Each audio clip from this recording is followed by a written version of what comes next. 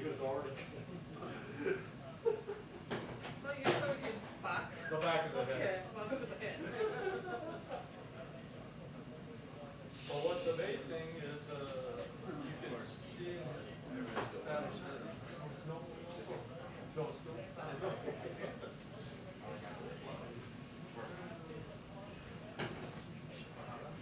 I think.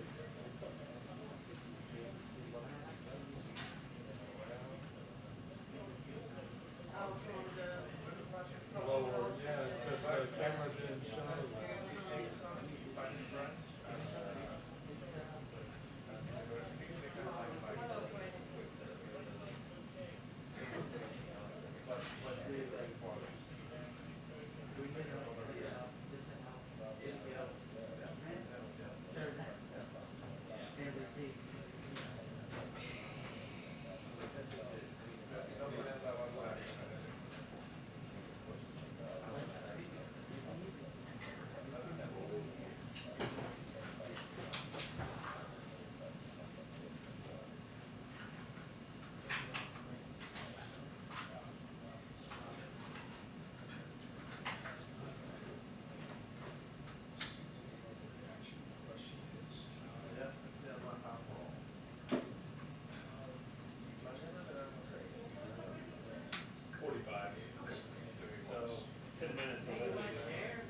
Oh, okay.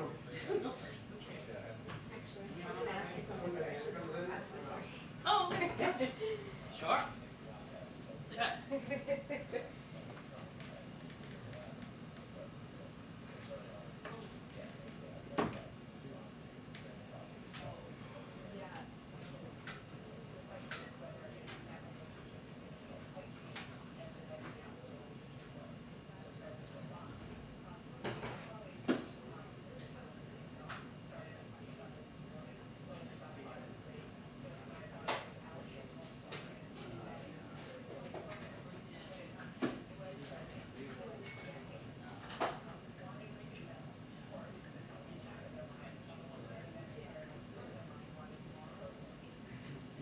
Everyone's taking a very relaxed approach today.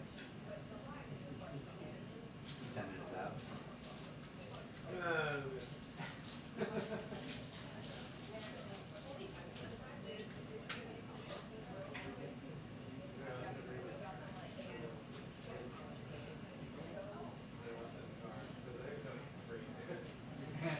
You look weird.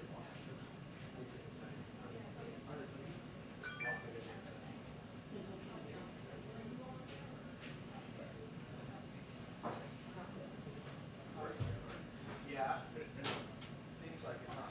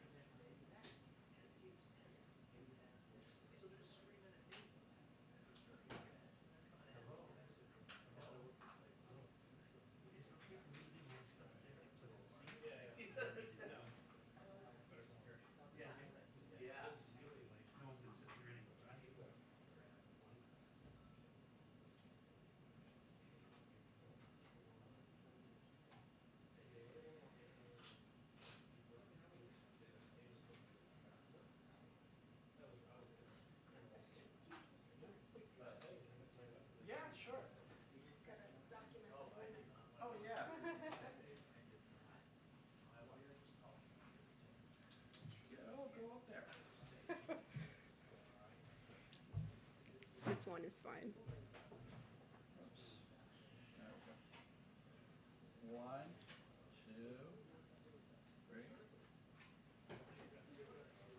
Okay. Thank you. It's historical. Yeah. Oh, is this your first one? First one massive. Oh, yeah, right. That's why I'm gonna take some pictures of everybody. Yeah.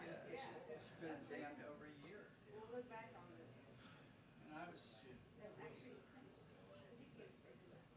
what's that? Redo the picture, please. Thank you. Hopefully they don't mind.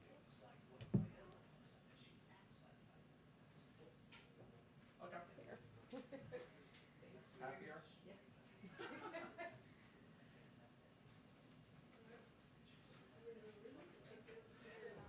I know, yeah. I still brought my just in case. Yeah, look. You too. Oh, yeah. You have fun. I'll stand here in the back.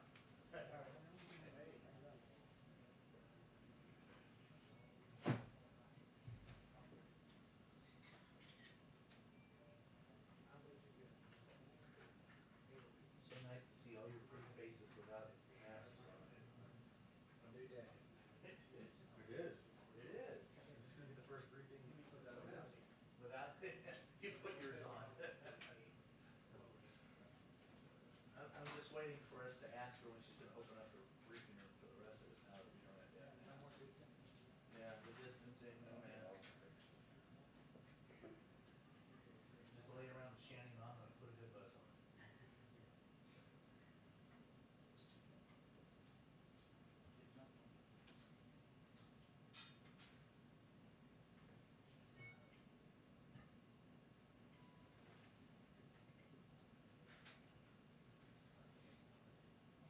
Photo bomb. I should have taken it.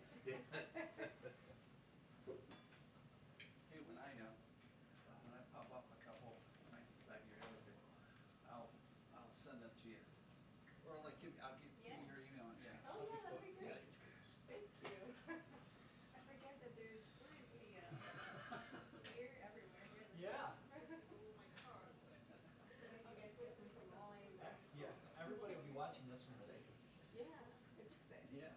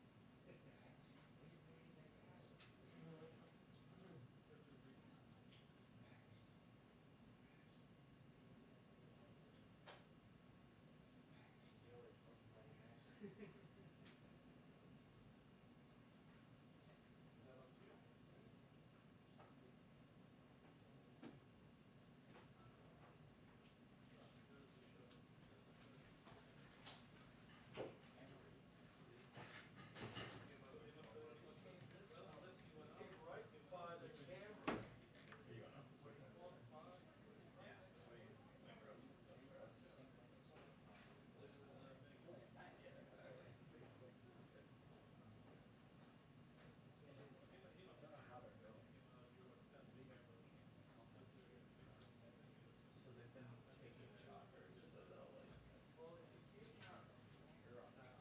So they've done it. Chris, what's going on? Good, how are you doing? Good stuff. I don't know. I think it's rotating. I don't know, but better than us. Yeah. I think so.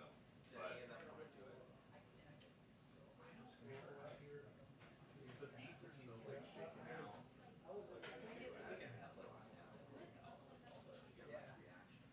a ton.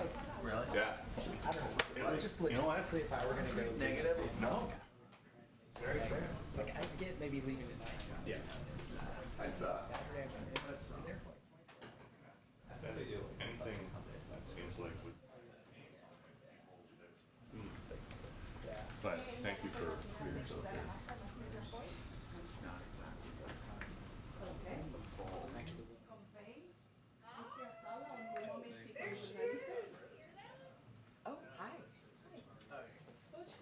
that's perfect. What did I hear? E aqui faz essas conferências de imprensa e a secretária de imprensa normalmente fica neste cômodo. Vamos poder ver. This looks so much better. Esta é uma sala super Yeah. So, we're, pequena, tá? Mas the para mic is todo on. mundo. Quem vem como estranhos, depois ficar Yeah, much better. por ali. Esta normalmente a fazer os ensaios, porque vai haver uma conferência de imprensa. E eu vou continuar a mostrar como é que normalmente esta sala serve.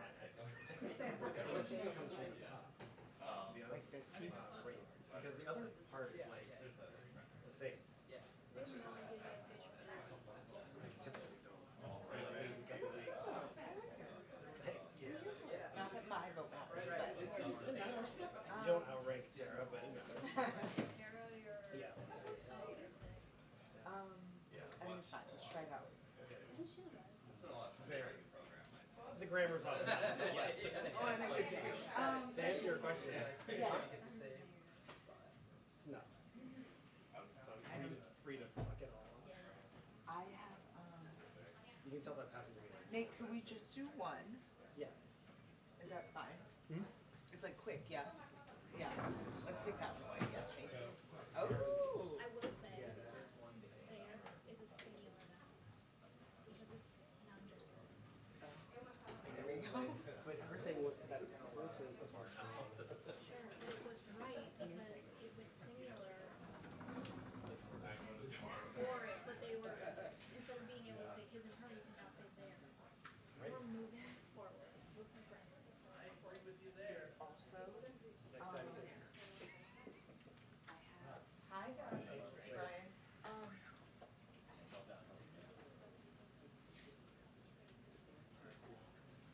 Look at all these beautiful faces and no masks. Just love the hell out of it.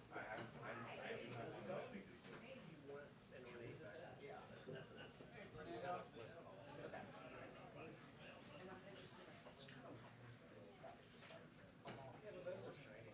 Like 230 all the way to 236 on there. Get this. First time in a year with no masks, or almost.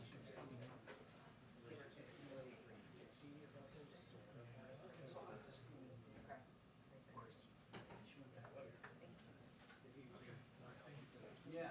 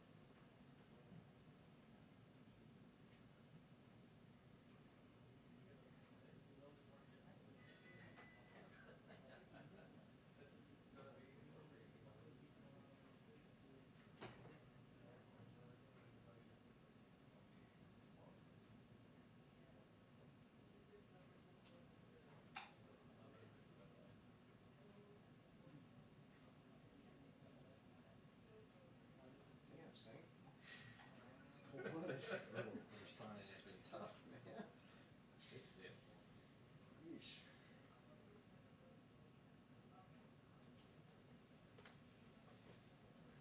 We gotta keep them in line there. It's gonna be 2 hours before I get the thing down.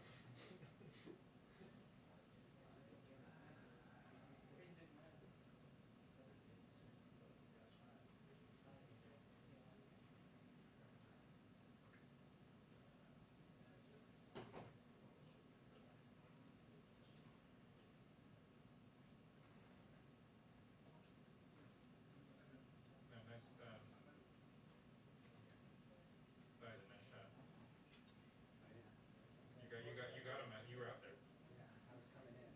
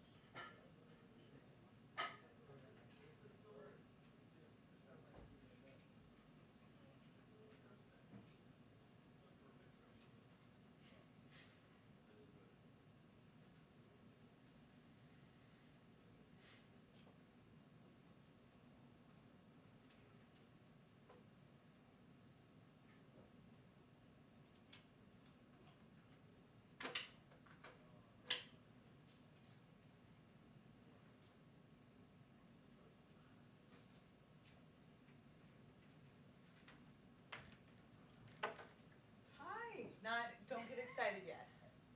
Thank you. Inflation expectation. That's transitory.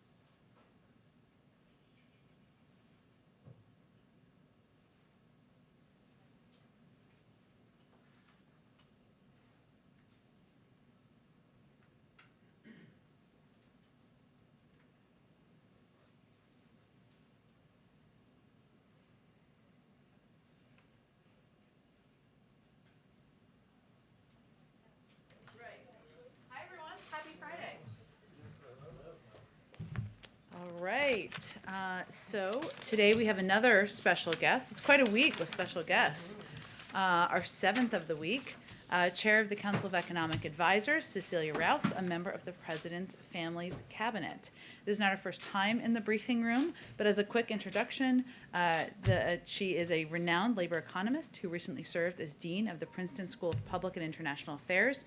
She previously served as a member of the Council of Economic Advisors in the Obama-Biden administration. I had the pleasure of working with her, and on the National Economic Council in the Clinton administration. She's the first African-American and just the fourth woman to lead the CEA in the 74 years of its existence. She has a very busy day, as we all do, a lot going on here, but she'll take just a couple questions when she wraps up. And I'm so happy I don't have to put my mask back on. Okay, come on over. Great, thank you.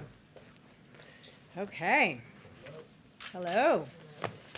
So this past year we've been living through a once in 100 years pandemic, or at least that's what we certainly hope. The speed with which we powered down the economy was unprecedented, and while we have suffered and lost much over the past year, the efficiency and speed with which we have rolled out the vaccinations, even surpassing President Biden's own initial and I might say ambitious goals, has meant that the United States has made tremendous progress at curbing the virus. As a result, we are in the midst of restarting this economy in earnest, and we are making good progress in doing so. However, we must keep in mind that an economy will not heal instantaneously.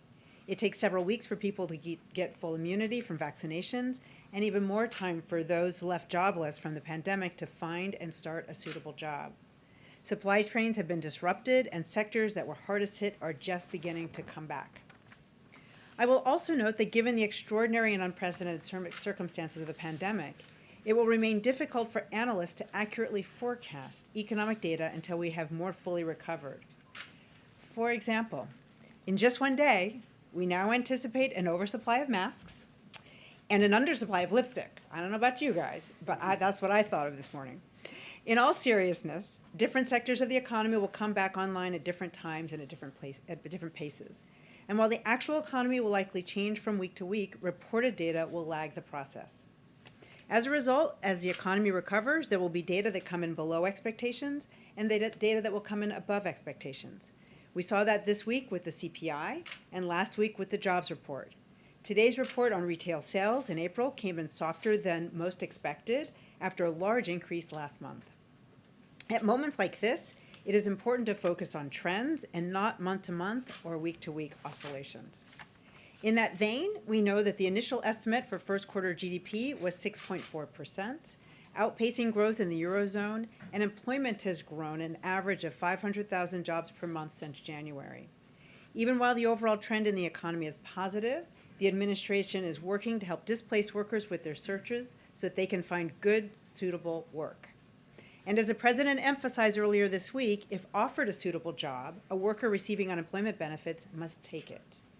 We're also emphasizing to employers that there are resources to help them hire workers part-time without those workers losing their unemployment benefits through short-time compensation. And we're reminding employers of the extension of the Employee Retention Tax Credit in the American Rescue Plan. While it is important we continue to support workers, families, and businesses until the virus is more robustly contained, we also recognize the imperative of supporting the healing of our labor market. In the meantime, we know that the mismatch between different parts of the economy will show up in unexpected ways until the economy more fully recovers. As such, as the president urged earlier this week, we must be patient. At the same time, we cannot forget that the longer-term structural problems our economy faces as well. The Council of Economic Advisors released an issue brief just yesterday on the economic framework underlying the American Jobs Plan and the American Families Plan. Addressing these structural issues is so important to ensuring a strong economic future for our country, and that's why I'm so incredibly proud to be a member of the American Families Plan Cabinet, which was the original reason for me to be here today. And so I am now happy to take a few questions. All right, Nancy, kick us off. Thank you so much, Cecilia. I hear what you're saying about the fact that the economic numbers are going to be kind of unpredictable right now, but what did you make of the jump in consumer prices last month, the largest hike since 2008? Yes, I mean, that's obviously an important question, and it was interesting to me that even the Federal Reserve was a bit surprised by the jump. So we hadn't forecasted that. The forecasters hadn't expected that. But if you dig below the surface, what you see is, for example, 30% of that increase was in the used car sales market. And we know that there are supply chain issues there with the semiconductors. And if you think about getting back and healing markets, we know that rental car companies are buying, they have to replenish their stocks because they liquidated their stocks last year when people were not renting cars. We know that because of the American Rescue Plan, people were buying cars because many people were afraid of taking public transit, which is not good either. But instead of taking public transit, they wanted to buy more new cars. But with the shortage in the semiconductor supply chain, the supply just wasn't meeting demand. So that's where a big part of the jump was. Another part was in those sectors that were really hit by the virus. We saw some of them are starting to come back. The most vivid example that we found was in the airline industry, where we saw a 10% increase in their prices month to month. Well, I don't know about you guys, but I know lots of, okay, I'm working here, so I don't get time to do this, but other people I know are looking forward to taking time off this summer, and they're buying airplane tickets. So there was a 20% increase in airline tickets, but it's still a 10% increase in airline tickets, but it's still 20% below where it was before the pandemic. So those prices are increasing because we were at unusual lows because of the pandemic. They are rebounding as the economy starts to heal, but many of those sectors are actually not even back to where they were before. So we expect there's going to be a period as supply starts to equal demand and sectors are healing and recovering, that we're going to see some, there's going to be some choppiness. But even if that's the case, at what point does concern about inflation become its own economic problem? So, look, this is really the purview of the Federal Reserve, and we try to maintain their independence. But what economists worry about is when inflation becomes de-anchored. And so at the moment, it looks as though people fully expect this inflation to be temporary, where temporary is when the economy more fully recovers. But that we understand that they're not sort of structural factors that should lead to inflation that the Federal Reserve cannot control. I was wondering if I could follow on that a little bit. There seems to be this assumption that we've heard from people within the administration that this inflation is temporary, that we'll get through the choppiness by the end of the year. And I'm wondering what you're seeing in the data that suggests that's true. Is it just sort of hopeful guesses based on coming out of the pandemic, or are you actually seeing something that doesn't lead to that worst case scenario? So as I just gave an example, much of the increase last month was in airline prices. So airline prices ticked up because they had completely cratered last year this time. So there's been a robust increase month to month, but they are still not even close to where they were this time last year. So clearly the airline industry is recovering. I do not expect those prices to continue past where they were last year. Because at some point people will stop, I don't think people take multiple vacations, but I think many people have been cooped up in their houses and they would like to travel. And so we're seeing, increased demand in the airline industry. So, let's take the auto sector, which accounted for a third of that increase. Again, I expect that to be one time. So there's going to be this kind of misalignment, and that's what happens in economics. Prices are signals, right? They signal when something is in short supply, when something's in oversupply, and I fully expect that will work itself out in the coming months. Right. Michigan's consumer sentiment survey came out today. It was much lower than expected, which indicates that people might be fearful that this is a trend beyond just, okay, yeah, we're all buying plane tickets for the first time, or there's one sector of the economy. So I guess I'm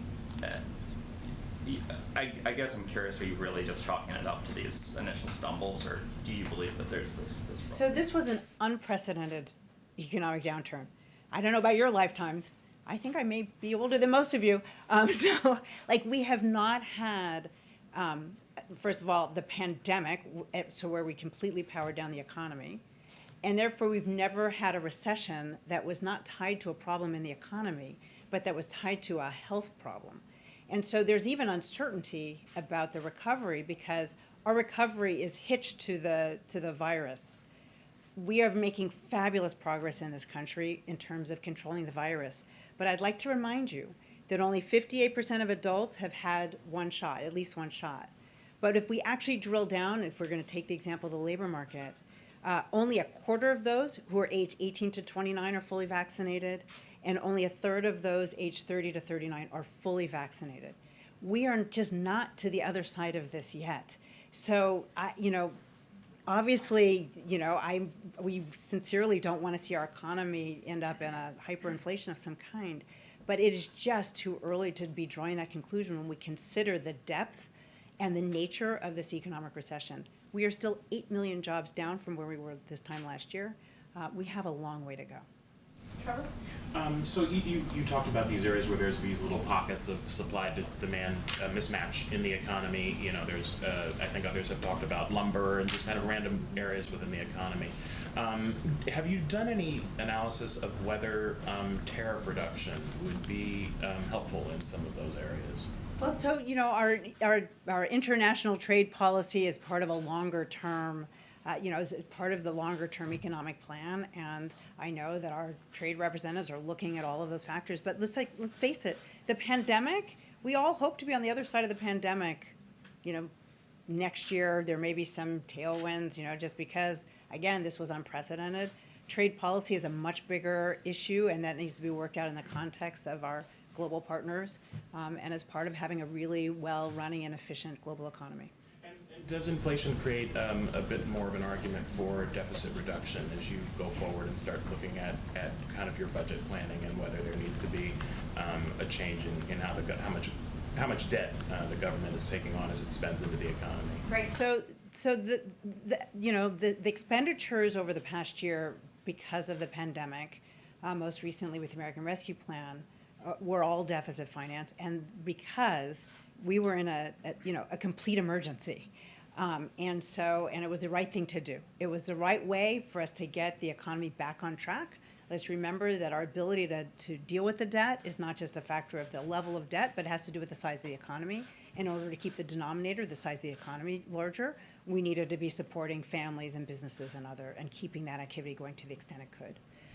The American Jobs Plan and the American Rescue Plan, the president, are longer-term investments. They're designed to be paid out over 8 to 10 years, and the president has put on the table ways to raise revenue to pay for them, and they would be fully paid for over 15 years. So those investments and those really important programs are not premised on the idea of further deficit reduction. In fact, they're premised on having the adequate revenue to fund the government so the government can partner with the private sector and make these really important investments. And is that a red line? It needs to be paid for? So the president has put forth robust plans to raise revenue in order to fund these important investments. I feel like that'll be the last one. Can I ask kind of a broad approach question? I think a lot of us have been poring over the BLS report last week, trying to divine some type of meaning from things, which I don't think is easy, particularly in that case. But given your expertise in this area, do you feel like it's an indication that normal is just going to be very different, right, in labor markets whenever there is a full recovery? That people are making different decisions based on the last year. People are looking for different kinds of jobs based on the last year, and our expectation of what the labor market looks like will be very different post-pandemic than it was pre-pandemic. So I try not to read too much in any one month. I think I started with that point. So I really try, and I think there are many reasons to believe and to understand why we don't like to do that. For example, if you were drilling down on that report, you know that the reference week was the week of April 12th. That was a week before all adults became eligible for for a vaccination. That was a week before. And then we know it takes 5 to 6 weeks for people to become, if they get the Pfizer or Moderna, become fully vaccinated. It was also, getting into the details, it was, I think, Easter happened in March this year.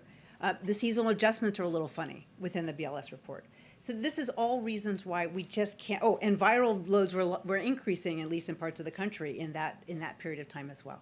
So I think it's really important not to read too much into that one report. If we look over if we look over the last 3 months or the 3 months before that, we know that employment was rising. Do we expect there may be some sectoral reallocation as a result of the pandemic? Probably. We probably expect we've accelerated a bit more into remote kinds of employment and activities. But we also know that it's important that we make investments where we address, for example, the existential threat of climate change. We know this country needs to be making those kinds of investments. We know that we need to be making investments in infrastructure.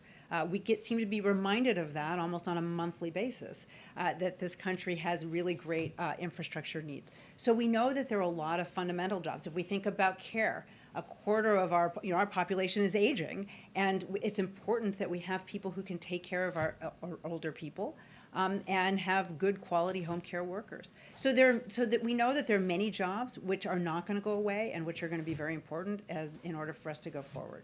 Just one real quick one. Do you think employers should be considering paying their employees more now as one of the solutions to the 8.1 million open jobs that currently exist? So the way that in our capitalist system, so the way that a market economy works is we work through prices as a signal. And so wages are the price that we work in the labor market. So that would be the natural way for employers to try to attract employees. Again, we're not through this pandemic. Many of those especially essential workers, those jobs are not risk-free, right? They've become a little riskier. And so if employers have to pay a little bit more to compensate those employees to take on that risk, I think that's appropriate, again, in a market economy where that's the currency. Thank you so much for joining. I promise I won't mention Larry Summers. But you mentioned UI, right? Yeah, I know, right? But I just want to understand the White House's position on the enhanced UI. Is it the White House's position that enhanced payments for unemployment insurance isn't having any effect on the supply side of labor markets? So I will tell you what I think this is our position, is that the decision to enter the labor market is very complicated right now. That the primary determinants for people to make that decision are is there a suitable job available? What's the status of the virus? What are the health considerations? And what are the care considerations? The president has emphasized that if a worker is offered a suitable job, they must take it if they're on unemployment insurance benefits. We recognize we're in an unprecedented recession, that we have a long way to go, and we want to be in the position of helping employers understand how they can be bringing back employees part-time, which is going to be the suitable way for more employers to bring back more workers. They can't go from 0 to 100 just overnight. Through short-time compensation, reminding employers that there's the employee retention tax credit. And so we recognize that right now, most of those who are working age are not fully vaccinated. It's going to take time. But workers, as they become fully vaccinated, as the economy starts to open up, we're expecting that they will be looking for suitable jobs, and they will be finding them, and we will get back to normalcy sooner than later. Is or is not a factor for supply side on the labor market? So there are many factors that go into whether a person is taking a job, right? If somebody is not fully vaccinated, if there's still a lot of COVID in their area, if they have still childcare constraints, there are many factors that this pandemic has caused that are going to play into people's decision and ability to go back to work. UI has served a very important role through this pandemic. It has allowed people to pay the rent, which we know is very important for the landlord. It's allowed people to put food on the table, which is important for them and their families. And so we stand behind that those are very important supports. They are supports to help us bridge to the end of this pandemic. So we believe that it's complicated, but that the labor market will be healing, and we are standing at the ready, and we want to encourage that to happen as quickly as safely possible. All right. Thank you so much for joining us. Thank you. Okay. Just a couple of items for you at the top. A quick preview of the week ahead. We have some travel next week.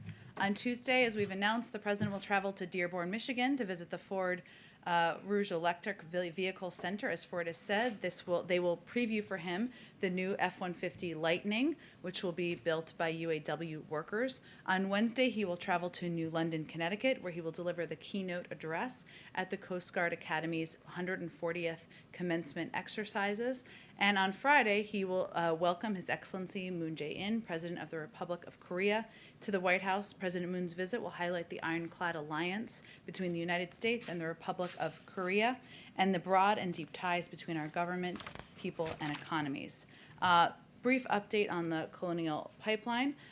With Colonial Pipelines, as the President outlined just yesterday, since the shutdown of the Colonial Pipeline last Friday, we've had a whole of government response.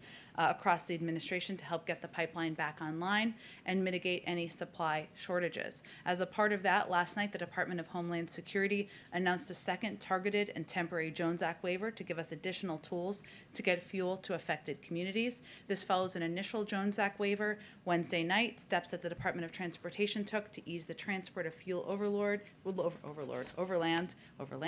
and waivers from the EPA that have collectively added the equivalent of 5 million tanks to the affected region's gas supply, in addition to other actions, of course, we've taken across the federal government.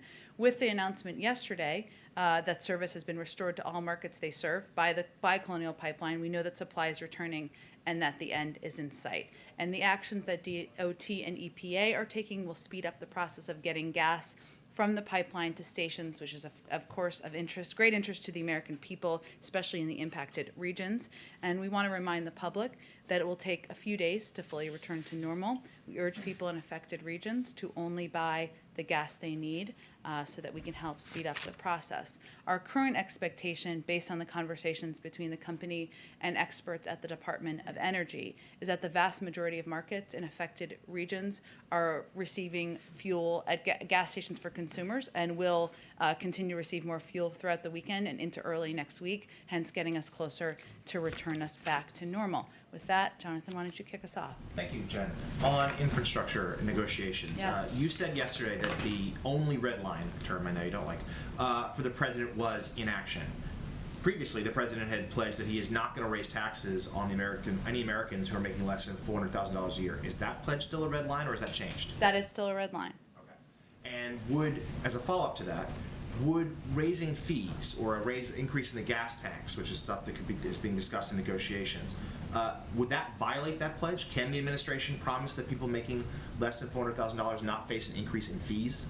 The president's pledge and his commitment, his line in the sand, his red line, whatever you want to call it, is that he will not raise taxes for people making less than $400,000 a year. User fees that have been proposed out there would violate that. Okay. And then on a second matter on Israel, the president yesterday said that he had not seen a, quote, significant overreaction in Israel's response. Since then, Israel has increased its rocket strikes and massed troops at the Gaza border. What, in the president's estimation, would be an overreaction? Well, look, let me first say that our objective from this administration, from the president, from our entire national security team, is to work toward de-escalation, to work toward a lasting peace. And that is what the focus of every conversation we are having, from the level of the president on down, and many conversations that are happening with people, with leaders in the region, Palestinian leaders, Israeli leaders, Egyptians, Tunisians, many who can be influential on Hamas.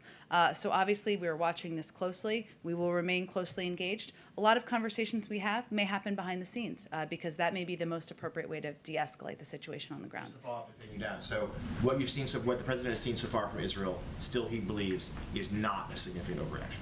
Again, I think the president believes that Israel has a right to self-defense.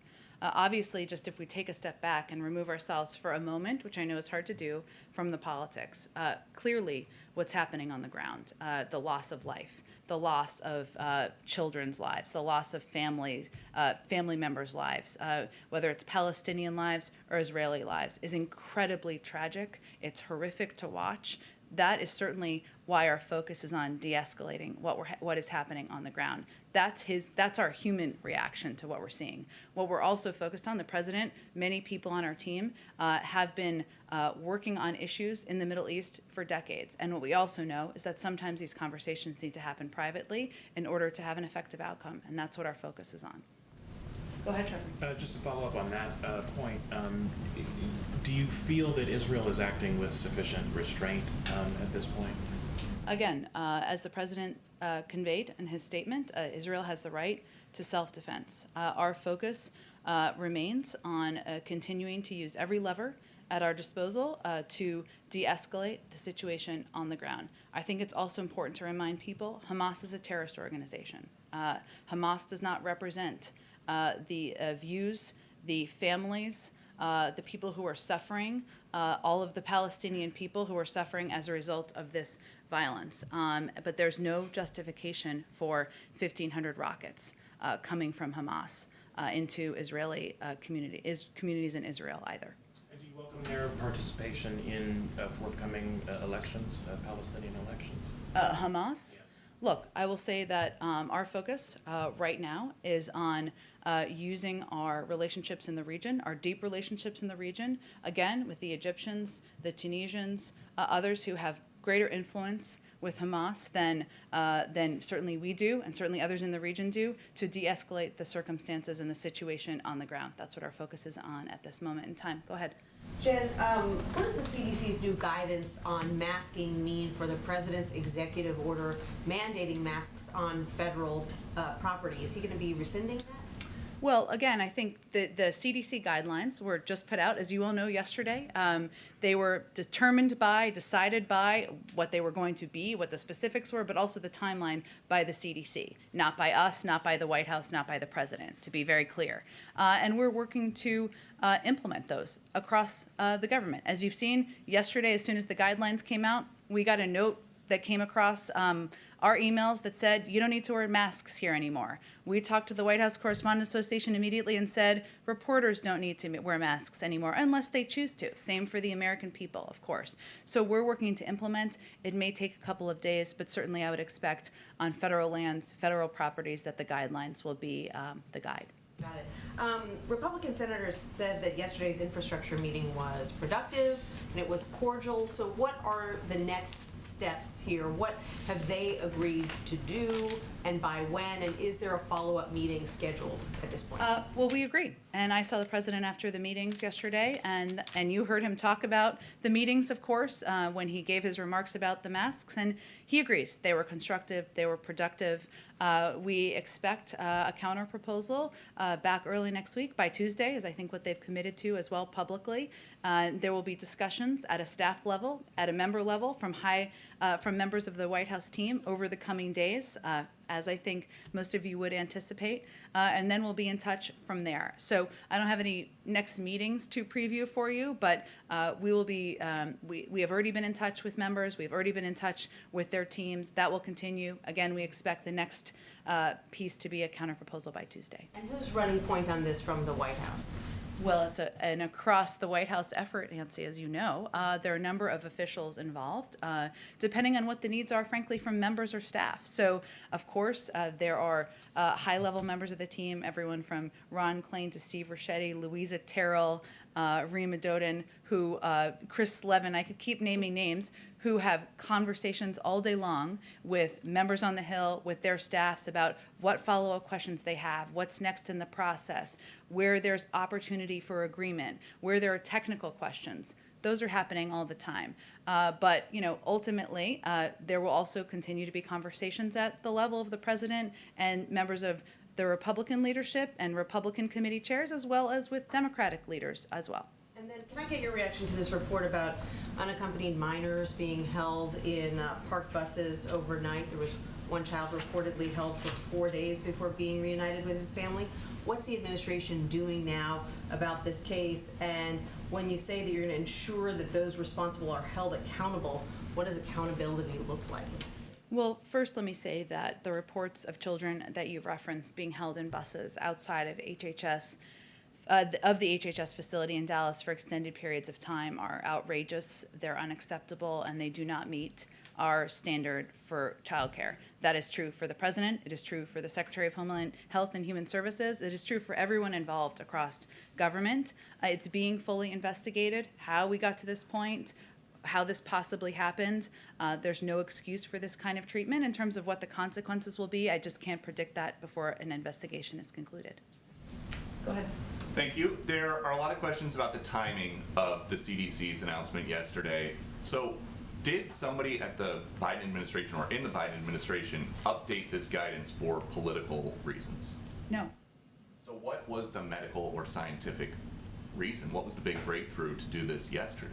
Well, I know that Dr. Walensky did an extensive number of interviews yesterday to answer exactly that question. But as we've talked in here quite a bit about, the CDC, not just Dr. Walensky, but her entire team of health and medical experts are constantly reviewing the data to ensure that they can provide accurate and up-to-date guidance to the American people. So based on 3 factors, as she talked about yesterday, vaccines work in the real world. We've seen a lot of studies done on that, including internally in the federal government. Vaccines stand up to the variants, which at various times has been a concern about the need to continue to mask even after you're vaccinated. And vaccinated people are less likely to transmit the virus. That's how they came to the decision. And that's what she conveyed yesterday when she announced the decision. But just looking at the CDC's website on the way up here, only 45.6% of U.S. adults have been fully vaccinated as of yesterday. Only 58.9% of the adult population has at least 1 dose. So what happened to President Biden saying in March that he thought lifting mask mandates before every adult American goes and gets a shot is Neanderthal thinking? Well, first, let me say that the president, our North Star, has been listening to the guidance of our health and medical experts and teams, and that's exactly what we're doing in this case. And just to reiterate, the CDC, the doctors and medical experts there, were the ones who determined what this guidance would be based on their own data and what the timeline would be. That was not a decision made by the White House. It was the White House was informed of that decision, just to give people assurance of that. So does the president still think that these red state governors who were a little bit ahead of the federal government in lifting the mask mandates had Neanderthal thinking? Well, again, I would say that even with this guidance that's out there, the guidance is not telling states and localities exactly how they should implement. As you know, there are some localities and states in the country that have higher rates of vaccination than others, some communities that have higher rates of vaccinations than others. And we even know as this is being implemented that different localities, businesses will implement it in the way that they feel will help ensure their community is safe. But I know I am reassured by listening to the guidance of health and medical experts, not political decision making. So that's the point we're at now. And my last one, Andy Slavitt said this morning that the White House found out the mask guidance was going to change at 9 p.m. the night before. Were you guys surprised that in the 9 o'clock hour at 9:25, the CDC director was on CNN saying that the science wasn't there yet? I didn't watch that interview. I can just tell you that a small number of we were informed the night before that the guidance, that they'd made a decision about the guidance. They planned to announce it the next day. And even here, only a small number of people knew that that announcement was going to be made. Hence, if you were here yesterday, you saw kind of shock of people taking off their masks around the building. But it may have been at the point where they were not ready to make the announcement yet. But I point you to the CDC on their specific rollout plan. Go ahead. Are you guys engaged in any discussions about changing the federal transportation mask mandate at this point? Well, first I would say we're continuing to review, our health and medical experts are continuing to review the applicability and what is safe to do based on this guidelines, based on their new data. But I don't have anything to preview for you on that front. We'll continue to look to them for guidance on what is safe on an airplane or a train or anything like that. You talked a lot about this a couple months ago, but now that we're kind of in a new place, is the decision not to pursue a federal vaccine passport policy, is that science-based? Is that you're aware of the political dynamics here? What kind of drove the decision behind that, and is there any change to that decision now that we're in a different place? Sure. There's no change to it. We are not currently considering federal mandates. We are instead focused on ensuring all Americans understand the benefits of vaccination, that we're answering their questions, and that they have access to get vaccinated. We also understand that private sector companies may decide that they want to have requirements. That's up to them to make that determination. If you are running a stadium, if you are a sports team or something like that, you have different considerations. We fully respect that, but we have no plans to change our approach from the federal government. And last one, just kind of looking back, it's been a bit of an interesting week overall. It has been? A little bit. Is there ever concern, and I understand that this is the deal when you're the President of the United States, but you guys have spent the first 100+ days really laser focused on vaccines and economic aid, that things like the reality of being president takes the focus off your agenda at a pretty crucial time legislatively? So the president's view is that this is exactly what he was elected to do, is to lead the country during a time of multiple crises. And he came into office, of course, facing both a historic pandemic and 10 million people out of work. He was already facing dual crises when he came in. But his view is that this is what the American people elected him to do. This is why he put together the team he put together to be prepared in these moments. And this is, and the American people elected him to be prepared for whatever comes his way. Go ahead. A quick one to follow on Phil first, which I suspect will On get us- passports? No, on the guidelines that are being updated Sure. by the CDC. Yeah. A question is about cruise ships and whether they'll be able to sail from U.S. ports. I assume you're going to give a similar answer about how that's still being kind of looked through, but I am curious if you had any update on them. I don't have an update. We certainly understand all the interests, and I will say that just like companies and businesses are digesting this, so are we in the federal government, and we are even here as it relates to how many staff will be on campus and when we can have a full briefing room. We're eager to get back to a version of normal, but we need a little bit of time to implement it and also to review additional steps. And then a couple on the infrastructure negotiations. I guess I'm trying to sort of fully understand what the president's strategy is with these negotiations with Republicans, and it seems like, but I guess I'm asking you to correct me if I'm wrong, that he would be willing to go for a smaller hard infrastructure deal with Republicans and then maybe combine the remainder of it into a deal that he would push through with reconciliation with Democrats on the softer infrastructure stuff that you guys have outlined. Is that the basic preferred approach of the White House at this point? I know we like to get ahead of the legislative process, but there's a lot that can happen in one day or 1 week or 2 weeks, as you all know from covering this for some time. I will say the fundamentals are this. The president remains committed to all the ideas he has put forward, investing in infrastructure, creating millions of jobs, ensuring that we can do more to support families across the country with childcare, giving additional benefits. He's committed to all those ideas. There are a range of mechanisms for moving them forward. So yes, we're having a discussion over the last several days that has been primarily focused on different options for hard infrastructure. And we expect a counter-proposal on that early next week. But again, there's a range of ways to move these ideas forward. He's quite open to them. We're focused on this component at this moment, but we're not going to get too far ahead of where we are in discussions with not just the Republicans, but a range of Democrats as well. And then we've seen, obviously this week, some Republican governors pull back expanded unemployment benefits, which is a key priority of the president's in the first COVID stimulus bill. We saw with Obamacare also that some Republican governors didn't opt into Medicare expansion, so it blocked benefit for the President Obama had sought in those states. And so I'm wondering if that is at all causing you guys to reconsider elements, especially the families plan, that, you know, things like community college tuition, the free pre-K program are all administered by states. So if there's a worry that by essentially giving Republican governors who have been vocal about disagreeing with the president the keys to these priorities, you know, whether if there have been any lessons learned from what we've seen in the last few weeks. Well, first I would say that we don't see in the data unemployment benefits as a major driver in bumpy jobs numbers, as you've heard many people say. So let me start there. Second, the investment in universal pre-K and extended community college, we don't see as a partisan proposal. And in fact, if you look across the country, there are some states that you might consider red states that have done things like universal pre-K and have been quite successful at it.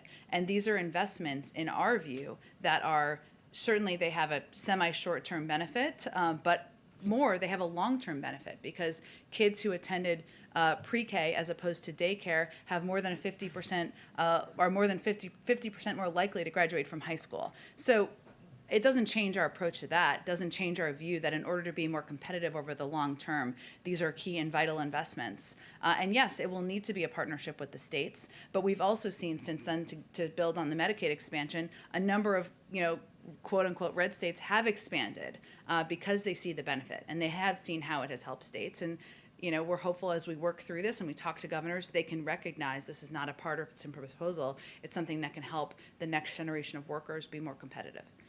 Go ahead. Oh, you, Matt. Go ahead. All right, and thank you, Jen. Republicans throughout this negotiating process this week have made clear that they're not going to touch the 2017 tax cuts, which is a fundamental way that Biden wants to raise revenue. You've made clear that he's not open to user fees. What other, in trying to understand where the compromise is, are there any other avenues that the president sees where he would be open to raising revenue? Well, one of the proposals he made was having the IRS play more of a role in ensuring people are paying the taxes they owe. That's one component. But I do expect there may be components and proposals that are put forward that are discussed in these private discussions that may not cross either of those lines. The bottom line for the president, as I said already during this briefing, is that he's not going to raise taxes for people making over $400,000 a year. So that's not a place where he is going to budge. But he is open to a range of ideas, including ones he didn't propose. Is that something he's expecting them to come back with on Tuesday? Is some sort of way to raise revenue that you can begin that discussion? Because it seems like most of the discussions have been absent of revenue raisers. We certainly expect that will continue to be a part of the discussion. But what I think is important to remember here from our vantage point is that the positive sign is that there is agreement in the need to invest in infrastructure and modernize our infrastructure. What we were talking about is how to pay for it. That's an important component and a part of the discussions. But the agreement on investing in infrastructure across Democratic and Republican leaders and the President of the United States is certainly a significant positive development. Quickly, just on Israel, President Obama in 2012 sent Hillary Clinton to broker a ceasefire in Gaza. Is there any discussion in this White House of sending Tony Blinken this time around to negotiate a ceasefire in Gaza? Well, let me say that at this point in time, the step we've taken is we have a envoy, a deputy assistant secretary from the State Department who is over there playing a role, engaging in working toward a lasting peace. We also have a great deal of trust in our team that is on the ground, led by career staff who have a great deal of experience in the region. And obviously, we'll continue to evaluate what's needed and how we can play a constructive role. But what I can tell you is that our engagement is extensive, it is deep, and it will continue behind the scenes. And that includes with Israelis and Palestinians. It also includes key leaders in the region who we think can play a constructive role in bringing us to a more peaceful outcome. Chris, go ahead. What message is the president trying to send by having DACA recipients come here? And you have all these priorities. You obviously have the jobs and infrastructure. You have he's put kind of a timeline down for the police reform bill. Where does immigration rank in terms of what is the timeline he sees for getting that done? Well, first, I think the president believes that DACA recipients are part of the American story and part of the fabric of who we are as a country and kind of what the American dream represents. So bringing them here is an opportunity to highlight that. And there has historically been agreement about the powerful stories of DACA recipients, of the incredible contributions they have the potential to make in our country from Democrats and Republicans. He's certainly bringing them here to highlight that. And as he said in his joint session address, he believes there's an opportunity to move forward on areas where we agree. So let's find areas where we agree on immigration reform. I will say it remains, he put forward an immigration bill, as you know, on his first day in office. He continues to advocate for that. He talked about it in his joint session speech, and he'll continue to have conversations and have his senior staff have conversations about how we can move that or components of that forward. And we've it's a very jarring phone ringing. Obviously, you've seen this leadership purge in the House. I'm curious, has the president spoken with former Vice President Cheney? I'm not aware of any call with former Vice President Cheney, no. Go ahead. Yes. Does the White House think it's going to help convince unvaccinated people to get their shots when they hear that it's safe for the vaccinated to remove their masks? And can that be part of the sales pitch going forward to get vaccinated? Well, it's an interesting question, but I think one thing that's just very important to make clear is that the CDC, who has no role in determining how to get more people vaccinated, or operationally, right, made this determination based on data and the advice of health and medical experts. If you move beyond that, it is now that that guidance is out there, it is important for people to understand the benefits of being vaccinated. And they can obviously make a choice if they will wear a mask or not. We're going to operate with kindness, as the president said yesterday, but it is something we will continue to talk about and continue to remind people that if they go get vaccinated, if they get those 2 vaccines, they may feel like it's a pain in the neck, but there are benefits, and we'll keep talking about that absolutely. Going back to unemployment insurance, a growing number of Republican governors, I think 16 at this point, have been opting out of the federal subsidies to unemployment insurance. What's the White House's position on that? Do they discourage more states from doing that? Well, I would say that we certainly understand that governors and leaders are going to have to make a choice, make a decision in regard to unemployment benefits. But what's important to remember, and what we remind people of, is that, again, we don't see this as a major driver in preventing people from seeking employment and seeking work. And actually what we see in the data to date is that the pandemic, not being vaccinated, that there's been a massive increase over the last month in the number of people who are vaccinated in comparison with a month ago when the data was taken. Fears of not being safe, sometimes childcare, and also the need to be paid a livable wage are all factors that are contributing.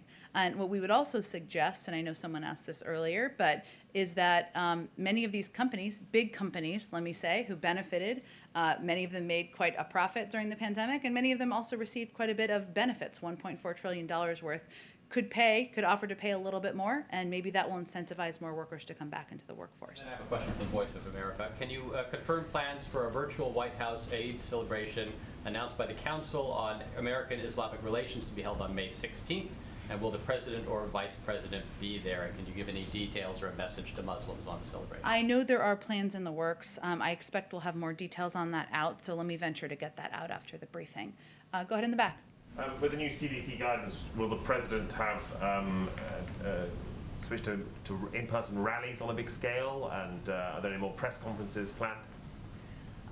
Well, look, I think we're still figuring out how to implement it and how it will impact how we go about our daily work at the White House. And so far, we don't wear masks in meetings. We're all vaccinated. We don't wear masks in meetings with the president. That has immediately certainly changed. But in terms of what it will mean for travel and the size of events, we're not quite there yet.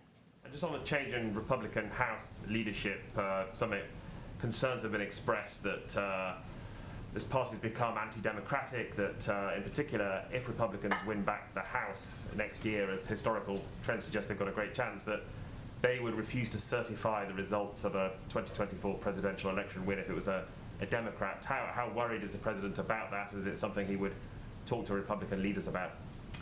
I will tell you the president has not spent much time worrying about the outcome of midterm elections that are a year and a half away. But what his focus is on is continuing to do the work of the American people, get the pandemic under control, put people back to work, look for opportunities of common ground to work even with Republicans to get that done. And while the Republican Party may be having a bit of a identity crisis right now about who they are and what they stand for, he's very clear about who he is, what he stands for, and what he's going to do as president. Go ahead. Coming back to the Middle East, it's getting more and more lost because what's going on in Gaza, that everything started in Jerusalem. What is President Biden's position on East Jerusalem? Is East Jerusalem on the table when the administration is speaking about viable two-state solution?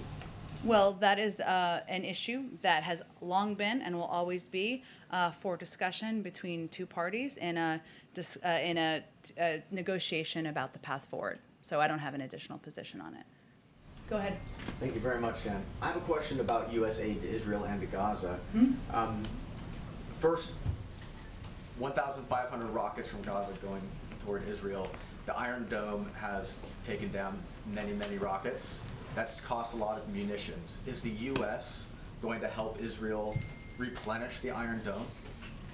Well, I don't have anything to preview in terms of additional assistance. I will say that we have an important relationship, partnership, strategic security relationship with Israel. As you know, we have provided a range of support over the last several years and even decades, including the Iron Dome, but I don't have anything to preview in terms of additional support. But you won't commit to replenishing the Iron Dome? I don't have anything to preview for you in terms of additional support. We've long been a supporter, both in terms of our partnership, but also our security assistance that we have provided to Israel. That's been consistent. Nothing has changed in regard to that approach, and I don't expect it would moving forward. On April 7th, the State Department announced that it unlocked $75 million in economic assistance to the West Bank and Gaza. Mhm. Is that being reviewed in light of the rocket attacks coming from Gaza to Israel? No, that was humanitarian assistance to the Palestinian people. Again, Hamas is a terrorist organization. The Palestinian people are also suffering as a result of the actions of this terrorist organization and the steps that the rockets that they have launched into Israel. So, no, the humanitarian assistance will, of course, continue. What specific steps has President Biden taken to help de-escalate the conflict? Well, I went through this a little bit the other day, but let me go through some of it. First, as you know, the president obviously has had his own conversations, conversation with Prime Minister Netanyahu. We've had dozens of high-level calls and meetings with senior U.S. officials and with senior officials from Israel, the Palestinian Authority, our Arab partners and other stakeholders. Our national security advisor has spoken with his counterpart in Israel multiple times. We've had regular dialogue multiple times per day with Egyptian and Qatari officials. So we have been incredibly engaged at the highest level here from the federal government. As you know, sometimes those conversations need to take place privately. And we, of course, want to convey who we're talking to and what the messages we're conveying, but we're not going to read out every single conversation either. Is President Biden just trying to stay out of it?